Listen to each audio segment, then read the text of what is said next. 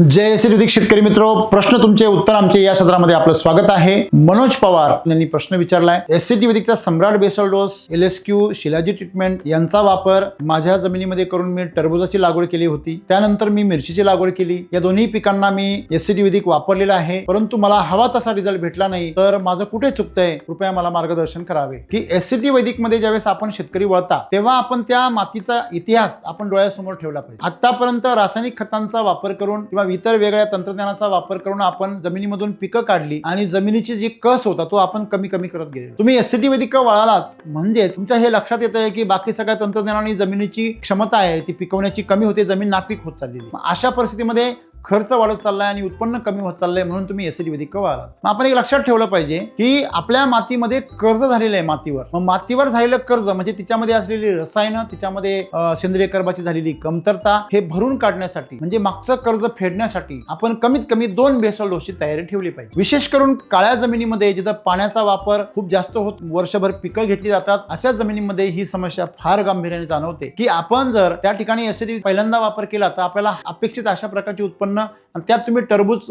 या पिकाची निवड केली आहे। टरबूज हे पीक रसायनांना खूप सेन्सिटिव्ह आहे। तुमच्या जमिनीमध्ये जोपर्यंत टॉक्सिसिटी आहे, रसायनांचे अवशेष आहे, क्षारता आहे, टीडीएस वाढलेला आहे, तोपर्यंत हाय पीएच लेवलला तुम्हाला टरबूज वरती कधीच रिझल्ट एसिडिटीचे लवकर भेटणार नाही। आपण आपली माती सुपीक करण्यासाठी इतर पिकांची लागवड केल्यानंतर दुसरं पीक म्हणून आपण टरबूज जर निवडलं किंवा आपण भरपूर मोठ्या प्रमाणात गोअमृत वापरलं आणि डबल ताकदीने बेसल डोस वापरले आणि अमृत जलचा जर मोठ्या प्रमाणात वापर केला तर आपल्याला पहिल्या पिकात सुद्धा चांगलं यश मिळेल। शेतकऱ्यांचं पूर्ण लक्ष हे पिकाच्या रिझल्ट्सवर असतं, तर आमचं लक्ष जे आहे ते मातीच्या सुपीकतेवर असतं। एससीटी वैदिक हा मातीचा डॉक्टर आहे। शेतकऱ्यांना अपेक्षा असते की डायरेक्ट पिकावर काम व्हावं आणि पिकावर काम करण्याच्या घाईमुळेच आज शेतकरी एवढ्या अडचणीमध्ये हे कोणी लक्षात घेत नाही की आपण थोडा संयम ठेवा, आमच्या अधिकाऱ्यांचं मार्गदर्शन घ्या, अमृत जलचा वापर करा, पाणी व्यवस्थापन चांगलं ठेवा आणि जे तुम्ही वापरत आहात त्याचं फक्त सातत्य ठेवा। ज्या आगामी पिकं आहेत त्या पिकांमध्ये हा फरक जाणवेल आणि एकदा तुमच्या मातीमध्ये बदल झाला, त्याची सुपीकता वाढली, त्यानंतर कुठलंही जरी पीक केलं तर तुम्हाला त्याच्यामध्ये खूप छान प्रकारे रिझल्ट्स मिळतील। तुमचे जे काही अपेक्षा आहे त्या अपेक्षांपेक्षाही जास्त उत्पन्न तुम्हाला मिळेल। नवीन वापर करणाऱ्या सर्व शेतकऱ्यांनी उत्साहावरती नियंत्रण ठेवलं पाहिजे आणि सातत्याने वापर केला पाहिजे आणि म्हणून आम्ही नेहमी सांगतो की आपण खूप मोठ्या क्षेत्रावर वापरण्यापूर्वी पहिल्यांदा वापर करत असताना 10 ते 20 गुंठ्यावर आपण वापरावं आणि त्या वापरामध्ये सातत्य ठेवावं। सातत्य ठेवल्यानंतर त्या मातीचा कस एकदा भरून निघाला, तिचं कर्ज एकदा फिटलं, तिथून पुढे तुम्हाला नफाच नफा आहे। आणि मग आज तुम्ही जे एससीटी वैदिक वरती चमत्कारी रिझल्ट बघता, सगळे रिझल्ट तुमच्या शेतामध्ये सुद्धा यायला वेळ लागणार नाही। आपण त्याच्यामध्ये सातत्य ठेवावं,